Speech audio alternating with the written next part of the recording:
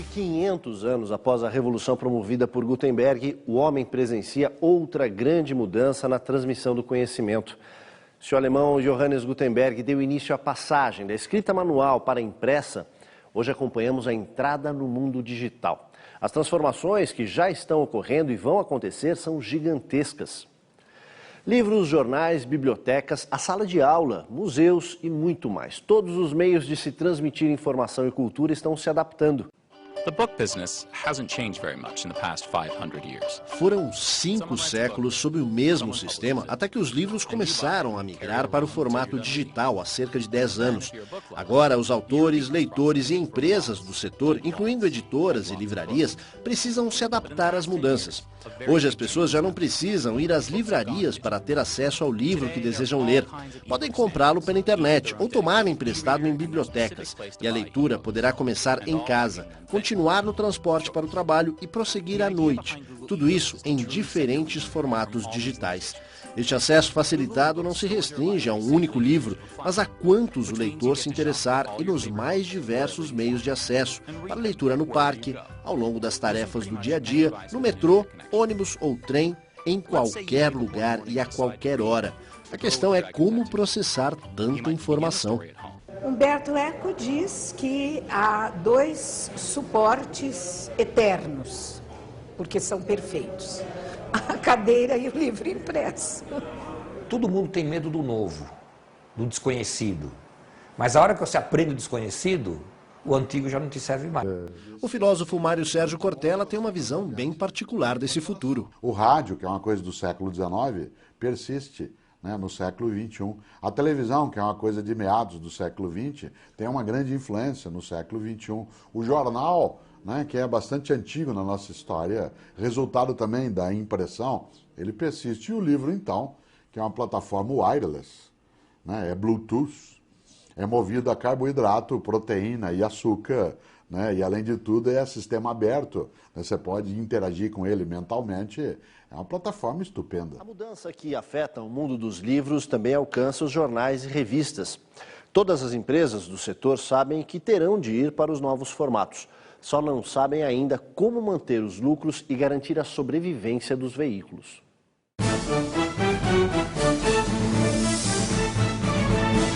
A experiência que é acompanhada com maior atenção em todo o mundo é a do New York Times, a mais bem-sucedida até agora em jornais diários.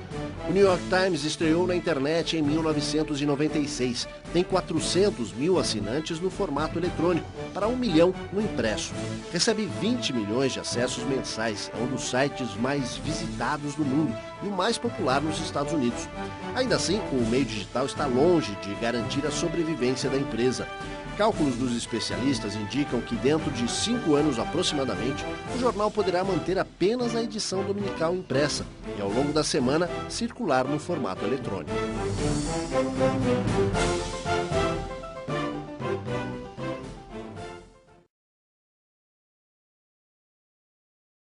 Então eu considero a cultura das mídias como uma fase intermediária, preparatória, entre a cultura de massas e aquilo que a gente chama agora de cultura cibercultura, que é a cultura digital, e nós estamos hoje sob a dominância da cultura digital. Mas tem um detalhe: quando eu falo que a cultura das mídias é uma transição, isso não significa que ela desapareceu. Elas continuam vivas, só que agora o que a gente tem é uma enorme mistura e um potencial, um leque de potenciais que se abrem.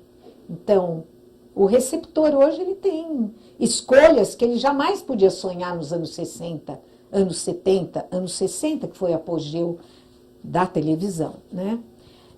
Agora, quanto à cultura digital, ela é a cultura que hoje está na superfície, quer dizer, é a última que apareceu e ela tende a aparecer mais porque foi a mais recente. Então, a gente tende a voltar toda a atenção para isso, porque, de fato, ela transforma as mídias que vieram antes. Qual é a linguagem das redes? A linguagem das redes é uma linguagem que mistura. As pessoas chamam de hipermídia ou multimídia porque estão muito fixadas no problema das mídias, que são os suportes. Mas a teoria que eu criei é uma teoria das linguagens. Então, as linguagens porque são as linguagens que são o cerne da comunicação e da mensagem. O cerne da mensagem está nas linguagens. Os meios é por onde essas linguagens transitam. Então, as mídias é por onde as linguagens transitam. Bom, o que tem acontecido no mundo da comunicação só tem dado razão a essas matrizes. E eu falo nas matrizes, por que elas são da linguagem e pensamento? Porque o pensamento, ele se organiza a partir dessas três linguagens. E o pensamento é linguagem. Então, hoje, isso que a gente chama de linguagem híbrida, ela é híbrida porque mistura. E tem um autor que diz, Merlin Donald, ele diz que a nossa mente sempre foi híbrida. A mente humana sempre foi híbrida, isto é, ela tem uma tendência para misturar, não é? A gente sente isso no pensamento.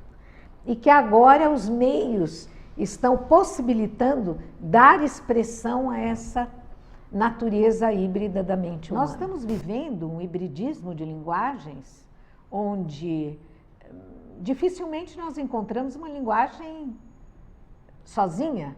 Só nos livros que nós temos a linguagem verbal escrita.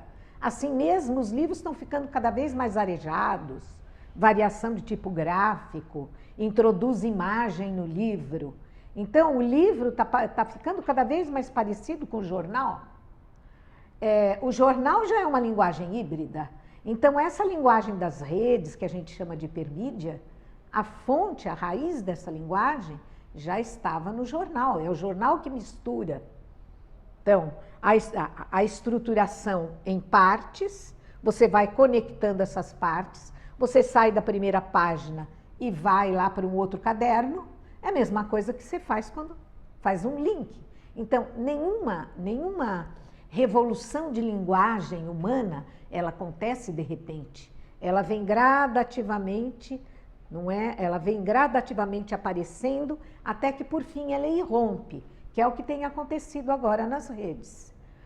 Da mesma maneira que a gente tem uma segunda oralidade na televisão e no cinema e no vídeo, agora nós temos uma segunda escritura nas redes. A linguagem das redes não é exatamente aquela linguagem escrita que a gente tem nos livros. É uma linguagem já que mistura a oralidade com a escrita. Esse vasto universo de informações está ao alcance de um clique. Mas estamos longe de poder dizer que todos têm acesso a isso. Levar esse conhecimento e as facilidades do mundo digital ao número cada vez maior de pessoas será um dos principais desafios da sociedade nas próximas décadas.